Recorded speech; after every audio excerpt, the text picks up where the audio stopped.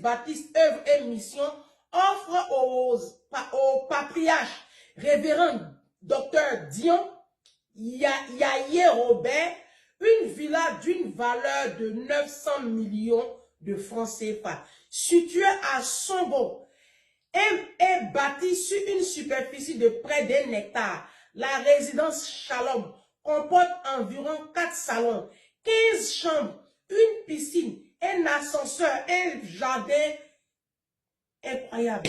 Bon, ça là, il y a l'entretien aussi. Bon, on m'a envoyé ça. Ange, regarde ce que tu critiques ici là. Je ne suis pas contre le fait qu'on offre des maisons à des hommes de Dieu. Il a certainement fait de grandes choses pour l'église baptiste de Côte d'Ivoire. Et qu'aujourd'hui, on l'honore avec une maison, il n'y a même pas de problème. Mais maison de 900 millions là, c'est ça qui est bien. C'est le chiffre 900 millions là, ça dit 1 milliard.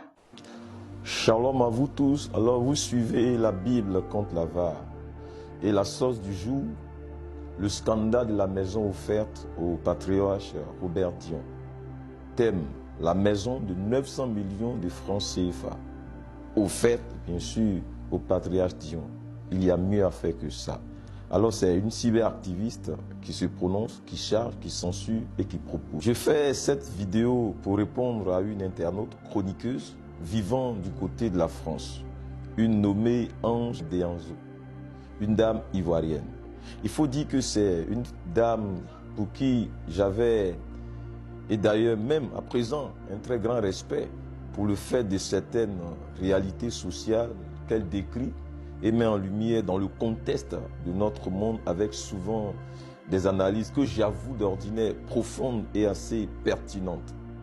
Il ne devrait donc pas y avoir de soucis majeurs. Sauf que pour ce sujet-ci qui nous amène à lui répondre et à nous prononcer et à donner de la voix, elle en a fait un peu trop. Elle a poussé les choses un peu trop loin. Ce fut de sa part le zèle qui a comme actionné le détonateur ou l'alarme de l'apologétique. Elle n'a jamais été notre cible et ne le sera jamais, qu'elle sera suivie, en ce sens que elle est blogueuse, chroniqueuse. Nous sommes des ministres de Dieu, des gens oints par Dieu dans le ministère de la parole, c'est-à-dire aussi bien pour la confirmation que la défense de l'évangile. Vous voyez que nous nous tenons sur deux claviers totalement différents. Mais étant donné que dans l'une de ces interventions, elle s'est quelque peu glissée sur un terrain très sensible et assez dangereux auquel elle n'est pas appelée, étant donné qu'elle a vautré dans un zèle qui dépasse ses compétences et sa sphère d'autorité, nous devons de recentrer les choses pour que l'ordre soit dûment établi. Alors, vous me demanderez qu'est-ce qui est grave dans ces propos. Après tout, c'est son avis à elle et une suggestion. J'aimerais vous dire qu'une telle prise de position et de telles déclarations sont extrêmement graves et déplacées, aussi bien dans la forme que dans le fond. C'est désastreux, c'est répréhensible et je m'explique. Commençons par la forme. Prêtez bien attention au titre en lui-même. Un pasteur de l'église baptiste de Côte d'Ivoire avec une maison de plus de 20 pièces, 900 millions. Incroyable, c'est ainsi titré. Dissection anatomique et sémantique. Un pasteur de l'église baptiste de Côte d'Ivoire. Un pasteur. Comme si c'était de n'importe quel pasteur qu'elle parlait. Mais le papa Dion Robert, ça n'est pas un banal pasteur de la place. Ça n'est pas un zozo dans le sacerdoce chrétien d'ici en Côte d'Ivoire. C'est un patriarche, c'est un père, c'est une icône, une figure emblématique de l'église protestante évangélique de Côte d'Ivoire. Sous d'autres cieux, on parlerait d'une légende vivante. C'est un pionnier, une colonne, pour utiliser le thème de Paul à l'endroit de Pierre en Galacte 2, le verset 9. C'est une colonne. Le papa Robert Dion, c'est une référence nationale et internationale. On ne peut donc pas parler de lui de façon si banale, vulgaire, légère et avec tant de condescendance. Non et non. Nous n'acceptons point cela et nous n'accepterons jamais cela. Nous considérons cela comme un affront, une infamie, une offense publique qui nous touche très personnellement de près d'ailleurs. Peut-être qu'elle l'ignore, mais la Bible nous recommande de rendre l'honneur à qui nous devons l'honneur, fût-ce même un païen. On peut lire ensemble en Romains 13, versets 1 et 7. que toute personne soit soumise aux autorités supérieures, car il n'y a point d'autorité qui ne vienne de Dieu.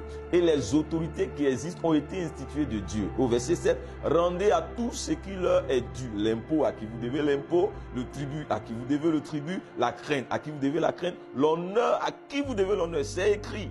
C'est là ce qui est écrit dans la Bible, par la plume de Paul l'apôtre. Et Jésus te dit, rendez à César ce qui est à César, à Matthieu 22, 21. Le Père Dion, il a travaillé, il a consacré sa vie à travailler dans l'œuvre de Dieu. Il faut lui rendre ce qui lui est dû, la reconnaissance du mérite, la reconnaissance de la grâce de Dieu qui est sur sa vie et le respect. Et si elle ne le peut pas, mais qu'elle passe outre son chemin.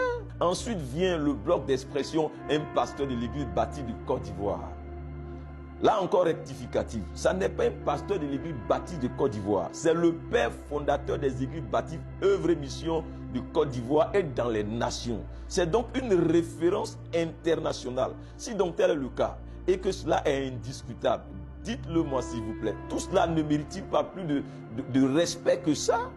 Nous n'accepterons pas et n'accepterons plus jamais qu'on parle de nos patriotes de façon si légère, désordonnée et irréférencieuse.